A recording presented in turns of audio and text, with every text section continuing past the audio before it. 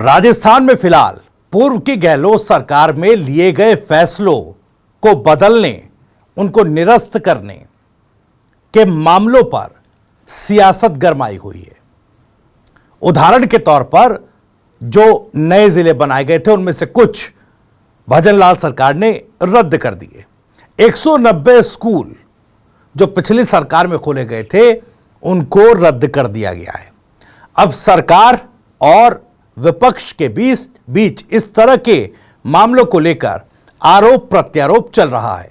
SI भर्ती रद्द होने जैसे मामलों पर खींचतान चल रही है। लेकिन इन सब के बीच राजस्थान की सरकार और यूं कहें कि बीजेपी सरकार के भीतर क्या सब कुछ ठीक नहीं है? क्या बीजेपी के भीतर ऑल इज वेल की स्थिति नहीं है? यह हम क्यों कह रहे हैं? दरअसल यह आज समझेंगे। आज के सवाल क्या है, सवाल जान लीजिए। सबसे पहला सवाल यह है कि राजस्थान में क्या बीजेपी के भीतर आपसी तकरार जो है वो बढ़ती नजर आ रही है? हालांकि बीजेपी के भीतर मौजूदा समय में राजस्थान में ऐसा लगता है कि सभी नेता एक लाइन पर चल रहे हैं, जो लाइन शीर्ष नेतृत्व ने तय की है। लेकिन अंदर खाने इससे इतर लाइन कई सारी खिंच रही हैं और एक दूसरे की राजनीतिक लकीर छोटा बड़ा करने की जद्दोजहद भी चल रही है। तो समझेंगे कि आखिर यह तकरार क्या है। दूसरा बड़ा सवाल, कौन से बड़े नेता ने पकड़ी मुखालफत की राह?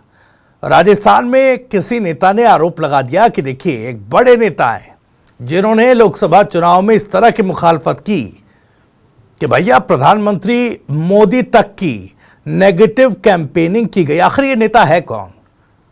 ये सवाल बड़ा जरूरी है। और अगर इस तरह की स्थिति है तो वाकई राजस्थान बीजेपी में ऑल इज वेल की स्थिति तो बिल्कुल नहीं।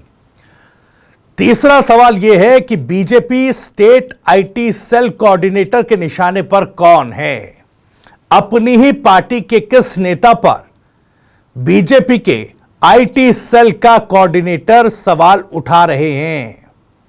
यह तीसरा सवाल है। और चौथा और महत्वपूर्ण सवाल यह भी है कि मुख्यमंत्री और प्रदेश अध्यक्ष आपसी कलह पर मौन क्यों हैं? राइजिंग राजस्थान जैसे तमाम मुद्दों को लेकर तो बातें रखी जा रही हैं, लेकिन बीजेपी के भीतर जो एक घमासान चल रहा है और जब अब सतह पर दिखने लगा है, ठीक है, पार्टी के भीतर कुछ चलता रहे, लेकिन जब तक वो सतह पर ना आए, जब तक सवाल ना उठने लगे, तब तक आपकी चुप्पी रह सकती है। लेकिन जब सवाल उठ रहे हैं तो तब इस पर जवाब भी दिया जाना लाजमी है, जरूरी है। खैर, ये जो 4 सवाल हैं, इन्हीं चारों सवालों के जवाब टटोलने की आज कोशिश करेंगे। लेकिन वीडियो में आगे बढ़े उससे पहले आपको बता दें कि राजस्थान की राजनीति, उसके सटीक विश्लेषण और अंदर की खबरें दिखाने वाला स्पेशल शो इनसाइड स्टोरी के साथ मैं हूं भविष्य त्यागी। तो जैसा मैंने कहा कि राजस्थान बीजेपी में इन दिनों अंदरूनी कलह अपने चरम पर है। पार्टी के भीतर जारी सियासी घमासान अब खुलकर सामने आ रहा है। दरअसल बीजेपी के आईटी सेल प्रदेश संयोजक दिलीप सिंह राव के खुलासे ने पूरी पार्टी में भूचाल ला दिया। राव ने सीधे सीधे आरोप लगाया कि लोकसभा चुनाव के दौरान राजस्थान के एक बड़े नेता के घर से प्रधानमंत्री नरेंद्र मोदी के खिलाफ नेगेटिव कैंपेन चलाया गया था। यही नहीं, राव का दावा है कि उन्होंने इसकी शिकायत बीजेपी हाईकमान से की थी और सबूत भी दिए, लेकिन किसी के खिलाफ कोई कार्रवाई नहीं की गई। सवाल उठ रहा है कि क्या बीजेपी में भीतर खाने सियासी साजिश लोकसभा चुनाव के दौरान रची गई थी, जिसका असर यह अब देखने को मिल रहा है। दिलीप सिंह राव ने बीते रविवार और सोमवार को 4 से 5 पोस्ट किए सोशल मीडिया प्लेटफॉर्म एक्स पर, जिन्होंने पार्टी के भीतर कई सवाल खड़े कर दिए। सवाल महत्वपूर्ण है और गंभीर है। उन्होंने क्या कुछ ट्वीट किए आपको बताते हैं। पहला ट्वीट रविवार को 5 जनवरी को सुबह 11:20 पर किया गया, जिसमें उन्होंने लिखा, जो दृढ़ राखे धर्म को ताही राखे करतार, जिस थाली में खाओगे उसी में छेद करोगे। सरकार कोई भी हो, प्रधानमंत्री मोदी के खिलाफ षड्यंत्र बर्दाश्त नहीं किया जाएगा। यह उनका पहला ट्वीट रविवार को 11:20 पर था। इसके बाद दूसरे ट्वीट में उन्होंने राजस्थान बीजेपी के वरिष्ठ नेता डॉक्टर किरोड़ीलाल मीणा की फोटो पोस्ट कर उन्हें भरोसेमंद बताया। लेकिन सवाल यह उठता है कि किसके खिलाफ इशारा कर रहे थे राव साहब। दरअसल बीजेपी के आईटी सेल के जो कोऑर्डिनेटर हैं, उन्होंने बाबा किरोड़ी को भरोसेमंद कहा, लेकिन उनके ट्वीट से, उनके सवाल से, उनके पोस्ट से सवाल उठा कि ये साजिश करता बड़ा नेता कौन है। रविवार रात 9:30 बजे के आसपास 9:20 पर राव ने तीसरा ट्वीट किया और कहा कि जिन्होंने भी ये कृत्य किया है, मैं उसे छोड़ने वाला नहीं, उसे दंड दिलवाकर ही दम लूंगा, उन्हें दंड दिलवाकर रहूंगा। यानी पूरी तरह से इस बड़े नेता के खिलाफ बीजेपी के स्टेट आईटी सेल के कोऑर्डिनेटर अपना मोर्चा खोल चुके थे। फिर सोमवार दोपहर लगभग 12 बजे 11:58 पर चौथे ट्वीट में सबसे बड़ा खुलासा कर दिया। उन्होंने कहा कि मोदी जी के खिलाफ राजस्थान में एक बड़े नेता के घर से नेगेटिव कैंपेन चलाया गया था। जब हमने बताया उन्होंने नहीं माना, जब सबूत दिए तब भी जिम्मेदार चुप हैं। यानी बातें और सबूत आगे रखी गई हैं, बावजूद इसके जिम्मेदार चुप हैं। अब सवाल उठता है कि वो बीजेपी का बड़ा नेता कौन है? क्या बीजेपी के भीतर ही मोदी विरोधी लॉबी सक्रिय राजस्थान में थी? और अगर ऐसा था तो फिर पार्टी ने कार्रवाई क्यों नहीं की? दरअसल बीजेपी के भीतर बढ़ती नाराजगी और असंतोष भी है। एक तरफ देखिए किस तरीके से लोकसभा चुनाव में मोदी विरोधी जो लॉबी थी वो सक्रिय थी, इसकी ये बात कह रहे हैं राजस्थान बीजेपी के स्टेट आईटी सेल के कोऑर्डिनेटर।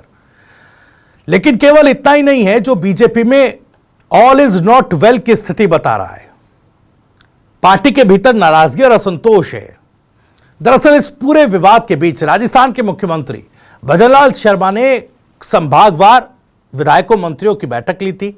आपको याद होगा कोटा संभाग के विधायकों और मंत्रियों के साथ भी बैठक हुई थी, लेकिन उस दौरान अंदरूनी कलह सतह पर साफ नजर आई थी। अंता विधानसभा क्षेत्र के विधायक समेत कई विधायकों ने मंत्री हीरालाल नागर और मंत्री मदन दिलावर के खिलाफ नाराजगी जाहिर की थी। अधिकारियों पर भी कई गंभीर आरोप लगाए थे कि अधिकारी विधायकों की सुनते नहीं हैं, मंत्री जो है उनको अनदेखा करते हैं।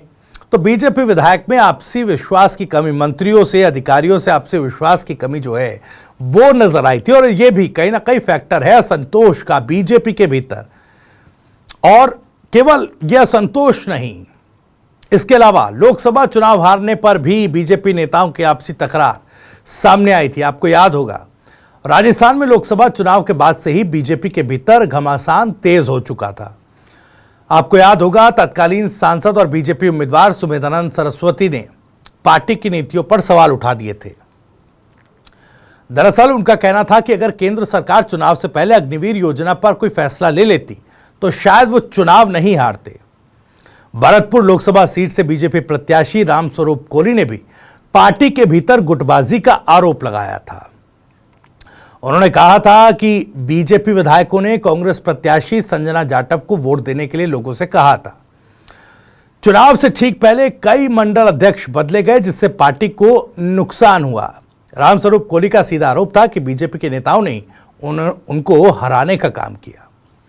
कुछ नेताओं ने वसुंधरा राजे के प्रचार नहीं करने को भी अपनी हार का कारण बताया था। कई इलाकों में वसुंधरा राजे ने चुनावी कैंपेन लोकसभा चुनाव के दौरान नहीं किया था। बीजेपी के कई प्रत्याशी इस बात से नाराज थे। वो आस लगाए बैठे थे कि वसुंधरा राजे आएंगी, उनके लिए चुनावी कैंपेन करेंगी तो जीत का रास्ता साफ होगा। और वसुंधरा नहीं गई तो कई प्रत्याशियों का जो चुनावी नैया है वो लोकसभा में डूब गई। और इसकी नाराजगी उन्होंने नतीजों के बाद जो है जाहिर की थी। अब सवाल ये कि क्या बीजेपी के भीतर राजे समर्थकों और विरोधियों में अलग अलग खेमे बन चुके हैं? क्या राजस्थान बीजेपी में धड़ेबाजी गहरी हो रही है? बीजेपी के भीतर इस तरह के आरोपों और नाराजगी से साफ है कि पार्टी के अंदर गहरी फूट है। अब सवाल यह है कि क्या बीजेपी हाईकमान इस कलह को रोकने के लिए कोई कदम उठाएगा?